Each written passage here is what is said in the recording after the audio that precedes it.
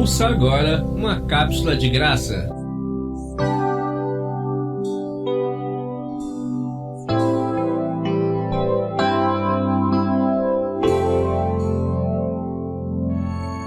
A vida do Espírito. Você sabia que para entrar a vida do Espírito tem que se deixar os rudimentos que Jesus praticou em seus 33 anos?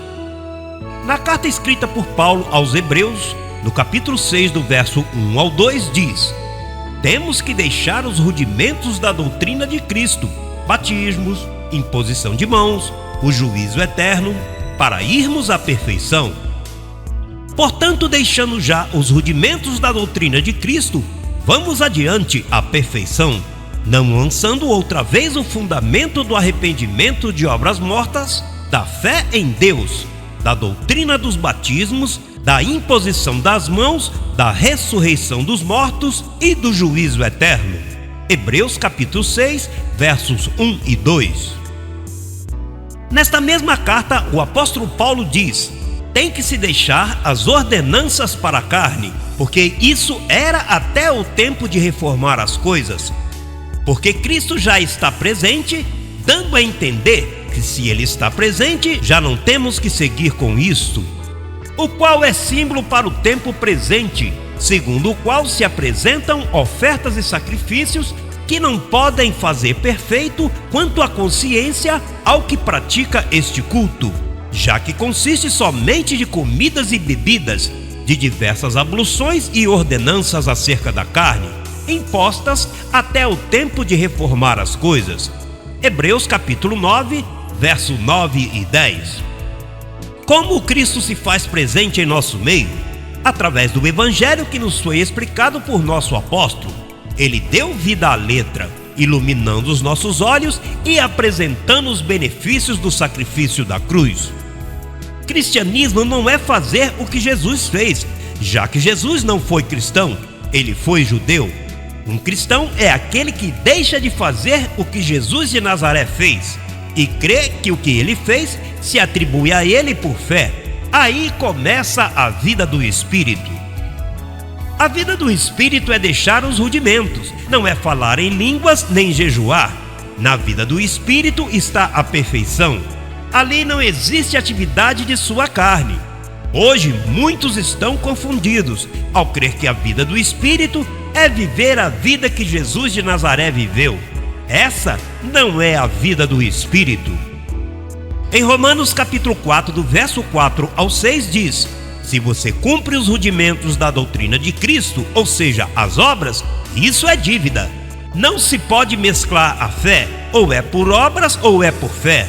Agora, o que não obra é aquele que não cumpre a doutrina de Jesus e crê, pois sua fé lhe é contada por justiça. Mas ao que obra não se lhe conta o salário como graça, senão como dívida. Mas ao que não obra, se não crê naquele que justifica o ímpio, a sua fé lhe é contada por justiça. Como também Davi fala da bem-aventurança do homem, a quem Deus atribui justiça sem as obras. Romanos capítulo 4, versos 4, 5 e 6.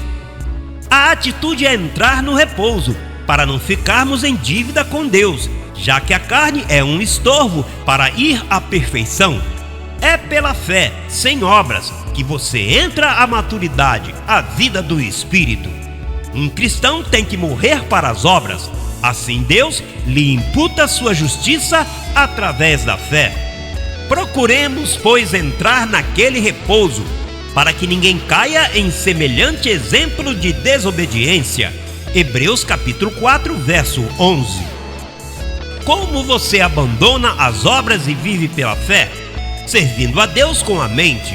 As pessoas que não usam a mente são seres irracionais com duas pernas. Por isso, a apostasia é uma atividade diária de obras, que necessitou dos rudimentos da doutrina de Cristo para permanecer. Eles apostataram da fé, e isso era necessário antes do resplendor da vinda do Senhor. Graças dou a Deus por Jesus Cristo nosso Senhor, assim que eu mesmo com a mente sirvo a lei de Deus, mas com a carne a lei do pecado.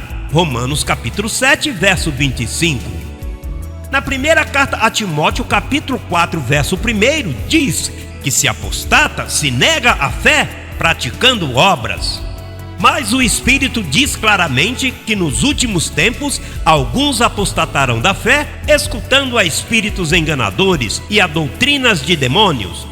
Primeira carta do apóstolo Paulo a Timóteo, capítulo 4, verso 1. Como e onde um cristão escuta doutrinas de demônio? Em um lugar chamado igreja. Lá, em todas as suas reuniões, te apresentam ao diabo vivo. Uma pessoa que está em doutrinas de demônios ou crê que está possuída, esta vive apartada da fé. Paulo qualificou isso como sendo um desejo enganoso. Quanto à passada maneira de viver, despojai-vos do velho homem que está viciado conforme aos desejos enganosos. Efésios capítulo 4, verso 22. O chamado é levarmos todo pensamento cativo.